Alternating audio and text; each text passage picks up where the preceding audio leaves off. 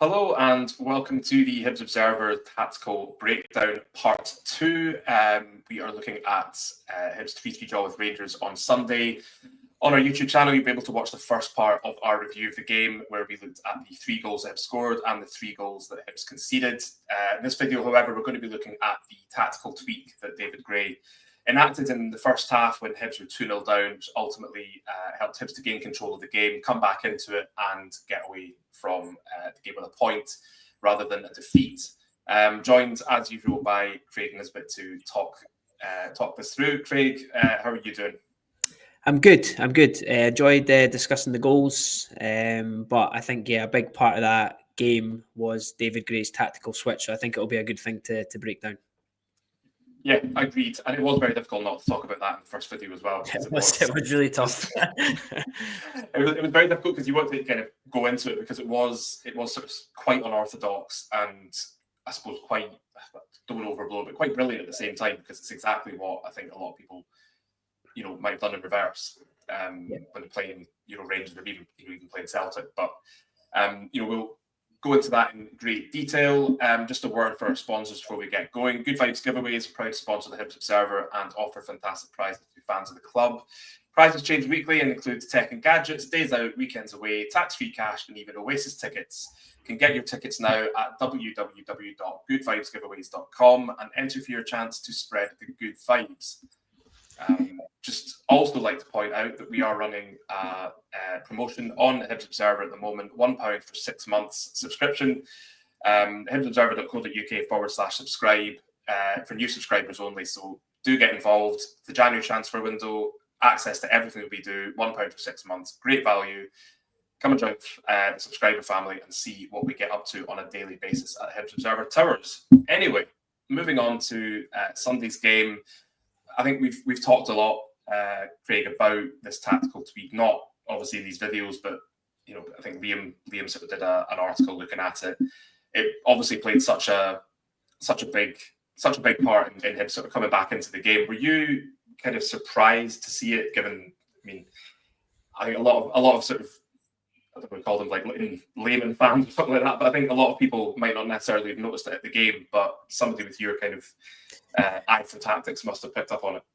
Well, just before the game, when as we've seen the lineup, I kind of thought with Campbell, Boyle, and Gale that I thought, well, I don't think we're going to be pressing as aggressively, was my prediction, because you can't really get Gale to do that, and he would be probably quite uncomfortable dropping into the positions that we've seen like Eli Yuan pick up in previous games, where he is quite confident to drift out to the left and deal with a fullback and things like that. So I actually thought we were going to play a bit more off maybe like a sort of box midfield, where Triantis and Kwon would be deepest, and sort of Campbell and Boyle would be sort of like 2 10s, and Gale would just be left up top. So I was quite surprised in the first sort of 20 minutes when I seen us, as David Gray said, that I think you're going to say, it went gung-ho, and we conceded a couple of goals, and not necessarily from Rangers breaking us down in the way we're going to talk about, but you could see that they were going to be creating chance after chance if we kept playing the way we were. And to be fair, I think it takes like a brave manager to make that switch and decision. So I think David Gray deserves a lot of credit for that. Yeah, I wouldn't argue with that. He's throughout this season, his sort of first season as head coach proper, rather than as an interim head coach. And he is very open with the media. He's more than happy to hold his hands up and say, yeah, that was me, I got that wrong, or that was the wrong substitution, things like that. He did say in his post-match press conference that, as you say, he did say the side were too gung-ho, but he did say, he felt he made errors in his approach, specifically getting players to jump at the wrong times or not quite communicating his message effectively. So just like a little bit of what he actually said. He said, we were hanging in there, so we tweaked the shape a wee bit, which definitely helped. We lost a lot of possession in the game at that point, but we're a lot more solid and managed to get in at halftime at 2-1. And then massive credit to the players for the second half performance and the effort. So I think the main thing to look at is what exactly he changed. We know that he had set up in the 3-4-1-2 that served him so well, but then he did switch. I do think it looks like you're going to get your tactics board out again. It does. So I'm going to come off this camera and just I'll go and show you a little bit of what happened in the game. So this is sort of Rangers attacking in this direction, and it's probably good to start. Like, they're obviously in a sort of 3-3 shape, so they're back four there, midfield three, and then the front three across there. And then I've kind of matched us up just how we set up in our shape as well. But a couple of things. Obviously, we were trying to press and go super aggressive like we normally do, and that normally involves Josh Campbell here pressing really aggressively on the opposition number 6, and it normally involves our front two applying a bit of pressure to our centre backs. And what we normally do is, as the full backs are from the opposition are higher up, we try and get our wing backs to go up as well, so that you can see we're almost pretty much matched up around the pitch in these little battles, these little 1v1 battles across the area. But what happened was a couple of things. I think Gale and the front three, their press just wasn't as effective as it has been in previous, because of the quality of the opposition, the way Rangers move the ball. What Rangers did as well is they really pinned our wing backs back the way, because guys like Czerny and Hadji picked up positions like that, which meant, Iredale was getting pulled out, and if he's getting pulled out wide here, Rocky will no doubt be telling him, no, I need you in here with me. Don't leave me with Igamani 1v1. And it's the same on the other side with Hadji and Miller as well. So what was happening was Czerny and Hadji were then causing us to kind of pinning our wing backs back in here. And as Rangers were moving the ball, Yilmaz, if we take him as an example, on this side, even if Hibs were pressing aggressively here, once the ball went out to him in this position, he's got a lot of space to go operate in and attack. What was happening to Kwon, which, he was getting it, quite tight in the stands. I did feel from a little bit is Gale's not going to chase back and make that run all the way back there. And actually, even if he could, we don't want him doing that. It's maybe a bit different if it's Eli Yuan, but with Gale, we don't want that. So as the ball was coming out wide here, what Gray's talking about in terms of jumping is that Nicky Cadden cannot make that run. It's just too big. And even if he start to make it, it's just an easy ball down the line for Czerny, or, Yilmaz is left-footed, so if he cuts inside here now, you can see that space opening up. There's Igamani running sort of in behind Rocky. So what was happening to poor Kwon, and I did feel for him quite a lot in that first half, was he was then trying to go out to close down the ball, which was then leaving Diamande with a lot of space in this area. And, if Czerny then, say, dropped in here, it was just a simple 1-2, and then Diamande was sort of in behind us, and Kwon was sort of chasing shadows and chasing back a little bit. So that was quite a theme in that opening 20 minutes or so. But then what we did was we essentially then, we couldn't really stop Rangers a lot in possession.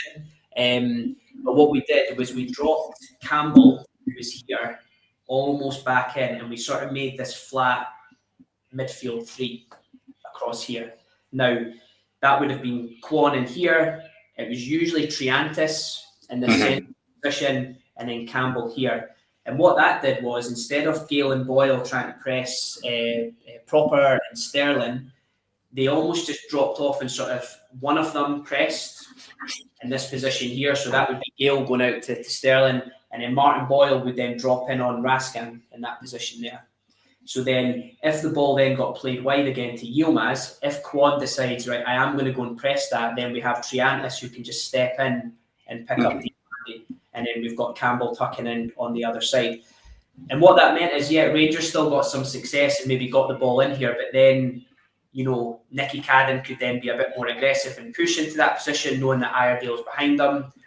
And Rangers then they still moved the ball, but even when they got it into good spaces, we had bodies around them to force the ball back or to force a turnover. So it was a really bold switch, because Campbell dropping back into that midfield three, it meant between him, Kwon and Triantis, there had to be quite a lot of chat about rotation and who's following who and who's going where. And then obviously for guys like Nicky Cadden and Chris Cadden on the other side, they were then tasked with almost being a bit more aggressive in their press to try and close down the wing back. So it was a really good example. And if you've got the ability to go back and watch the game, it's a good thing to pick up on and watch. If you just watch that first 20 minutes and then go after, but we'll go back in to discuss some of the images and kind of talk you through that from the game.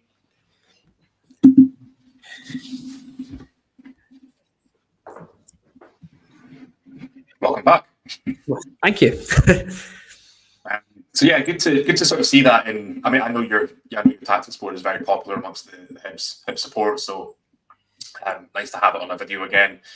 I think it's useful for seeing exactly how Hibs did it. I mean, it's one thing having the images, which we're going to look at next, but just sort of seeing it on the tactics board, and it just sort of, I think it makes it straightforward to understand, because I think at the time, like even for myself, like watching the game, I knew that something had changed, but it was sort of difficult almost in real time to identify exactly what it was.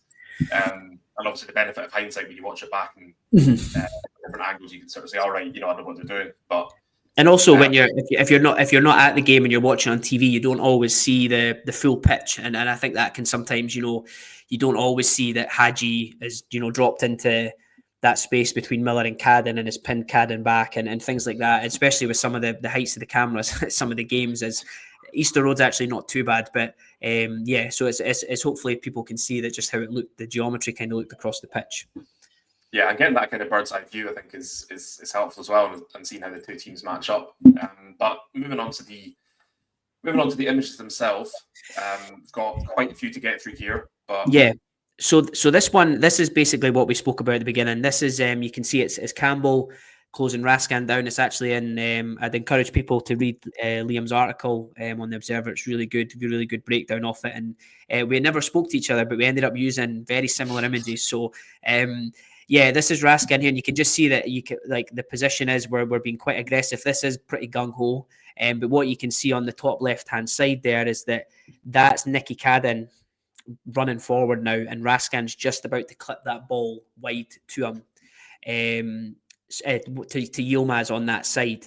So you can see Czerny's positioning there. He's because of that, he's in between Iredale and he's in between Nicky Cadden, and that kind of forces Nicky Cadden back, because if he just goes gung-ho and let's just say pushes straight up onto Yilmaz there, if Raskin can wriggle away from Campbell, it's one long ball over the top, and suddenly we're sort of 3v3 at the back and in real danger. So that's I think what David Gray's referring to about not like communication in terms of when to jump in those phases.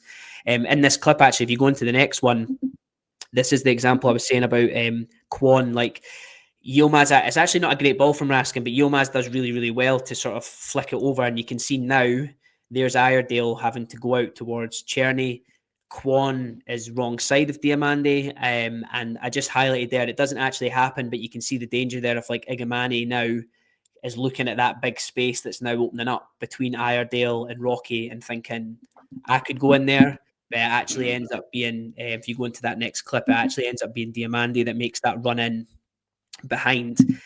So then you can see that Rocky's then kind of forced to go across to that, and that leaves Igamani in with Miller. You've got Hadji coming in the other way as well.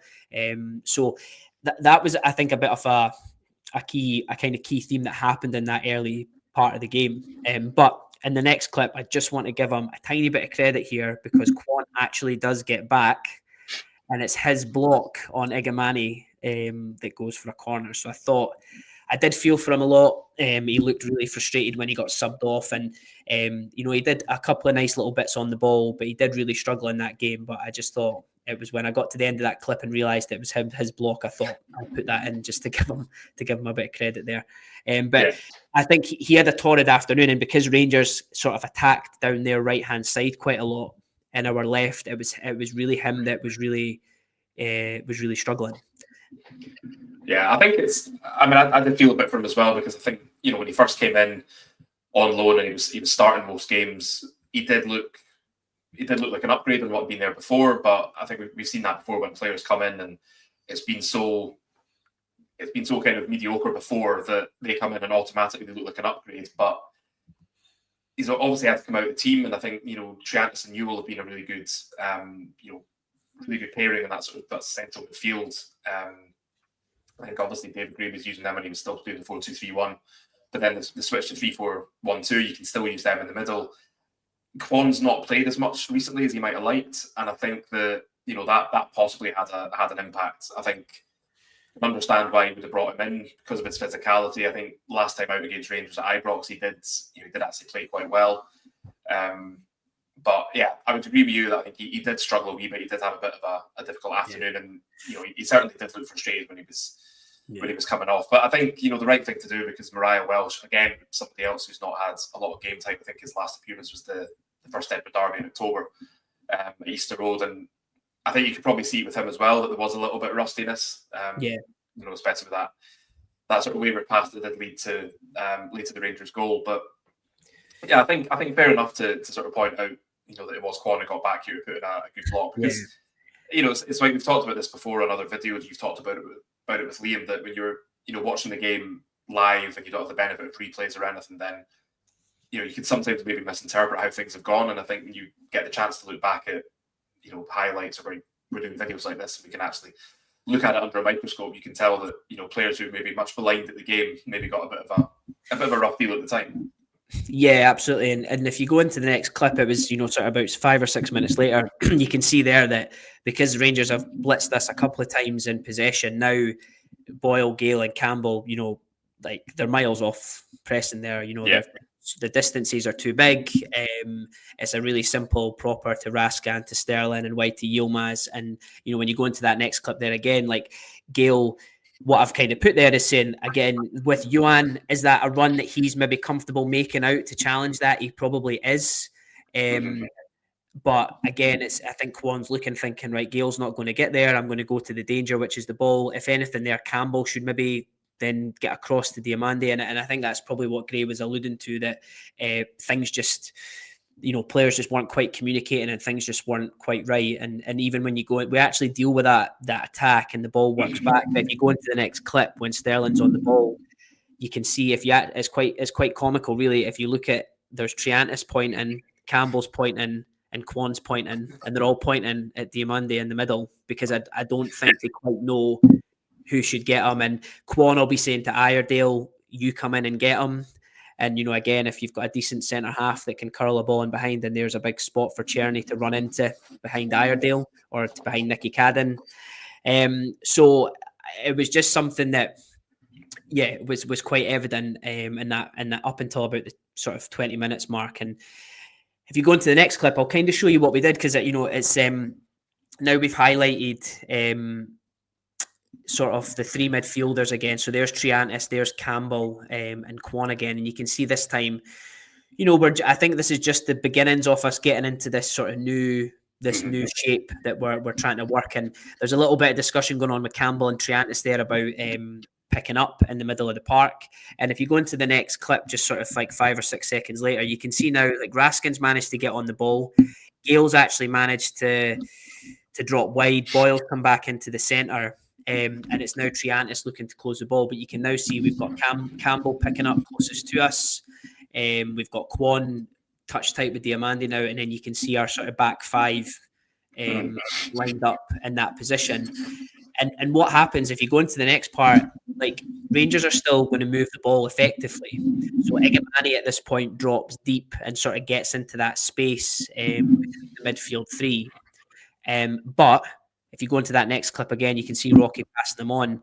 You can see now that because we've got Triantis close and Boyle close, we can then drop into them a lot quicker, and then we force them back. And if the place we didn't want Egemani on the ball is in our penalty box, having him on the ball deep in our half, we can probably just about live with. And that was the little change that just gave us the sort of kind of platform to then build ourselves back into the game and win the ball back, and then counter-attack, win free kicks that then leads to goals. And in that next clip, you'll see that shape that I think Liam used in his article as well. You can see that's just sort of 4 or 5 seconds later, as the ball's been worked wide by Proper, that we now really go into this sort of 5-3-2 setup. And listen, like we know from, and it's the same in the next clip as well, Patrick, you can see this time Triantis is a little bit deeper in this next clip. And you can just see there that the communication, actually watching it back, you could see there was a lot more communication going on. We were way more compact than we had been before. And I think that just, again, it just allowed us that platform to build. It wasn't airtight, because nothing is. You do that, Rangers go, right, Hibs have changed, we need to adapt, and that's sort of the way football is. And I still think Rangers had a lot of success in sort of playing around us and through us, but it certainly wasn't as much as they were getting early on. And then I've just got like a final example, really, of just Igamani coming in deep again to get the ball.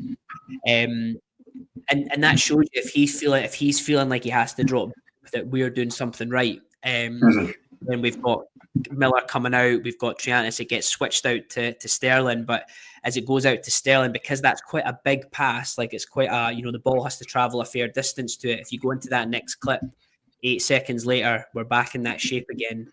And I'm sure it's this clip where Yilmaz sort of puts his hands up to be like, I've got no options here. And then as it cuts back into the final clip, you can see the ball goes into it goes back to Sterling, it goes into Raskin, and you can see as that ball's travelled in from Sterling, this is Nicky Cadden jumping. Now, effectively, think about the distance between the first one and this one. It's much closer. He's on the move already. It's comfy for Iredale to nip across. And as the ball goes into that final clip, it's just a sort of under-hit pass because of the pressure, and it just goes out for a throw-in, and we turn Rangers over at the halfway line. So, if you watch the rest of the game and you go through, there's plenty of examples of that to pick out. Mariah Welsh does come on for Kwon.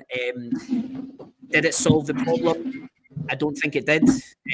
Mariah Welsh got caught out a couple of times, but he probably had a little bit more in his legs in terms of his pressing to be a bit quicker there and a bit more aggressive. And he was able to also drive us forward a bit as well, which I think Kwon sometimes struggles with in terms of carrying the ball. Mariah Welsh is kind of happy carrying the ball forward and driving with it. So it was another bold switch from Gray, because as you said, Mariah Welsh hasn't played for a long time. It's a big game to come into.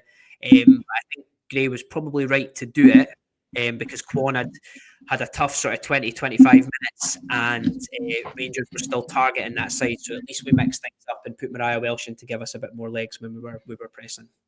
I mean, it's quite interesting. You look at the clips there and just how often do you watch a football team play and you can actually see the formation and the way that the players are positioned on the pitch? I mean, maybe it's the start of the game, start of the second half, centres after goals and things like that. But it was noticeable, obviously, watching like the game back, noticeable just how much it changed and how effective it was, because it was almost like Rangers didn't really know what to do. And it bizarrely, we talked in the previous video about how there is this kind of chaos factor about Hibs at the moment, and there are things that shouldn't be working that somehow are, and this sort of feels a little bit like an extension of that sitting off Rangers probably shouldn't work, and you certainly shouldn't get the joy from it that Hibs did. But it's almost as if if you combine the fact that Rangers away from home this season have not been as strong as they have been at Ibrox, as well as this sort of the way Hibs had started and how much joy Rangers were caught with that, all of a sudden to be faced with an extremely passive Hibs who were just more than happy to sit back and kind of bite their time. And they effectively kind of took control of the game with Rangers kind of uncertain what to do. And it's just really, I think that the thing that stands out for me is that, especially early in the season, we sometimes saw, whether it was through subs, whether it was through not changing formation, that Gray was borderline naive at times, I think it'd be fair to say, in some games that he just didn't, or if he did make a change, it was almost sort of too little too late. And I think it's interesting because, he's still kind of learning the craft. He's still sort of learning, when's the right time to make certain decisions, when's the right time to put on subs. I think, as an aside, I think his subs have got a lot better in terms of who he's bringing on for who and when he's making the changes. I think there's still, there's times where maybe he should be making subs a bit earlier. I think bringing on Mariah Welsh for Kwon when he did was a clear example of, sort of making the sub at the right time rather than kind of holding off and thinking maybe this isn't the right decision. And I don't know, maybe he was emboldened by the fact that he made like a big switch tactically in the first half, and he just thought, if I'm going to act, I might as well do it now. And I think, as you say, it didn't solve the problem, but it did give him a bit more energy. It did give him a bit more kind of drive in the forward areas. But I think we are seeing examples of Gray kind of learning from previous sort of mistakes, or learning from games that have already gone where he maybe hasn't acted quickly enough, and to do it in a game of this magnitude against an opponent that's better than the majority of teams that Hibs will play over the course of the season is sort of quite promising. That it does suggest that he is sort of learning from his mistakes, that he does know when to act, and it's just sort of getting into a frame of mind where he feels comfortable making big calls and when to make them. No, absolutely, and I think also it's making subs and when not to make subs, because he put Mariah Welsh on, and then after that, really that any sub after that, I think arguably would have not weakened us in a really negative way, but I don't think it was the right time to throw Molotnikov on, or all these different things. There's all these moments that you think, should I be putting somebody on, should I not? And I think he did that. I think he's starting to grow and to learn into that. And yeah, he made that change, and he made the tactical tweak in the first half. And I think they were the things that worked. And it's interesting because I did think before the game with Gale, I did wonder about how we were going to set up and how we were going to go. But I think you need to give some credit to Rangers in that opening 20 minutes. They kind of had our number a little bit. They pinned us. But as you said, it was good that Gray identified it 20 minutes in. And yeah, even though we were 2-0 down, it just meant Rangers knocked the ball around really well. And I do think that similar, they kind of found space, but then they went back, and it just allows us to get compact and tight, and they overplay a bit. We get a turnover, we win a free kick, and then obviously we can be dangerous from a set piece, get a goal. So it's all those little things that add together. And I think going ahead to Saturday's game against Motherwell, it's like a different challenge, because it's now we'll be the team that are expected to create, expected to be on the ball, expected to work through things. So it's a different sort of tactical challenge for them, and maybe even a different set of players as well. We've often talked about Campbell and his role in these games, and is the Motherwell game more of a role for Hoylett? Does Quan continue? Does Neil come back in? All these different things, because the squad has been kind of running on empty these last few games. So again, I'm really intrigued to see the lineup and how we set up on Saturday. Yeah, I mean that was another point I was going to make about the way Hibs played on Sunday. That this is a team. A lot of these players have played a lot of football over the past few games, the past couple of weeks, purely because they've had to, because of the number of injuries, because of availability in certain positions. And I think there probably have been some players who've maybe been playing through the pain barrier a little bit, or been kind of patched up and sent back out there. And I think with Gale sort of doing a full shift, I mean the 90 minutes or 90 plus minutes was, I think, a surprise, because when I saw the lineup, I thought, well, that would appear to be sort of like maybe 60 minutes for Gale, 30 minutes for Hoylett, that kind of thing. But then Hoylett, I think, started the last two matches, and you kind of want to. I think David Gray's at this point where he doesn't, if he can get away without playing somebody, if he doesn't have to, then he'll sort of do that. And I suppose it's interesting as well when you can, like, you look at the St Johnstone game, and he brought on Harry McCarthy, Dylan Levitt, just to kind of, I think, freshen things up a little bit. Obviously, Hibs were going full pelt trying to find the winner. But I don't think there was ever really any question of them going, coming off the bench on Sunday against Rangers, because, as you rightly point out, it's different players are better suited for different games. But, there was that real risk that if you did upset the system too much, if you made too many changes, like even just that one change, bringing on Mariah Welsh for Quan, you played the same sort of system, but it sort of helped him sort of just gain the upper hand a little bit and just have that sort of extra bit of energy, that extra bit of drive. It's an interesting one, because you've got six days between games this time around, rather than it being a kind of Sunday Thursday type thing, which they've kind of been doing over the festive period. So it will be interesting to see if that means Ellie Yuan could be back, Joe Newell as well.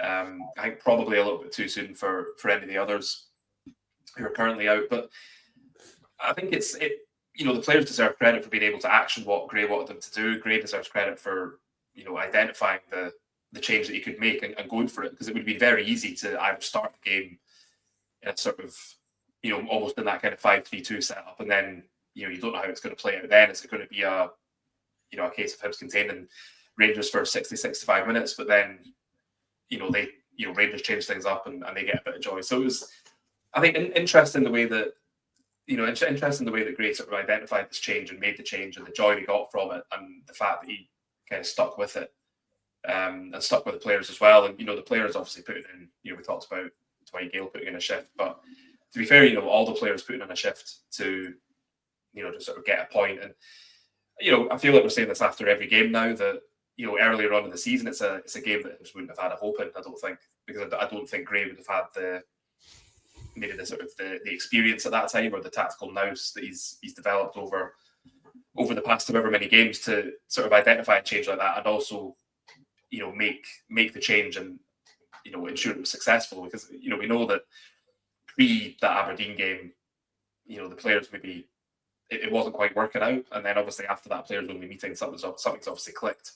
So I think when you've got the players sort of playing for each other as well as playing for the manager, and you've got that connect with the fans, I think that really helps. But I can say Motherwell at home on Saturday is a very different beast, and I think previously Hibs have struggled in the past when they've had like a really good result in a big game to then follow it up with another good result. They've already done that after the derby. They got the that 1-0 win over Kilmarnock, which was not pretty. It wasn't there wasn't an awful lot to talk about, but it was effective and they got 3 points. So it's it may well be a case of just sort of history repeating itself when Motherwell come calling at the weekend. Yeah, I mean, I'd take a scrappy 1-0 win at this stage anyway, just with the way we are, and the players, they have been putting in an absolute shift, and I'm sure they'll want to get that another game, another win against the team that are in and around us in that sort of mad section of the league that just seem to do well then fall apart, or fall apart then start to do well, or just sort of sit average across it. So it's a huge game, and you're right, and they're the type of games that, especially at home as well, that you want to go out and get a win and put in a bit of a performance on the ball, because we've got players capable of doing that. We are a hard-working side, and we are a side that I think are priding themselves on grafting and pushing right till the end. But as we mentioned, some of the players there, guys like Hoylett and things like that coming back, and we've got players that want to get on the ball and make things work. And I just feel that's maybe been the one thing we've been missing. I've actually probably when we beat Motherwell away the last time, but just a performance at home where we dominate the ball, we create chances, we score good goals. I think that's probably the final bit for what the team need to do in terms of clicking under Gray. Yeah, I wouldn't argue with that, and hopefully come next week, whether it's myself or Liam doing the tactical breakdown, we're very much discussing exactly what you've painted the picture of there. So fingers crossed for this weekend. Craig, thanks very much for joining us again and talking us through David Gray's ingenious tactical tweak from Sunday's 3-3 draw with Rangers at Easter Road. If you're watching us on YouTube, then please do consider subscribing. It's totally free. You'll get notified every time that we go live, or indeed every time we post videos like this. It really helps us to grow the brand and just keep on bringing you a whole variety of videos, breaking down the games with these tactical briefings, or just especially in this month of January, transfer updates, things like that, and also videos from post-match press conferences with player and manager. So please do consider hitting that subscribe button. Another reminder, we are running a subscription offer on the Hibs Observer website at the moment. £1 for 6 months, which gets you access to everything that we're doing. As mentioned, it is the January transfer window. It's a great time to be subscribed. We'll be bringing you the latest from Easter Road, full coverage on match days, exclusive interviews, tactical analysis, you name it, we do it. So hibsobserver.co.uk/subscribe. Do consider joining us. We'd love to have you on board. But in the meantime, thank you for joining us, and we will see you again soon.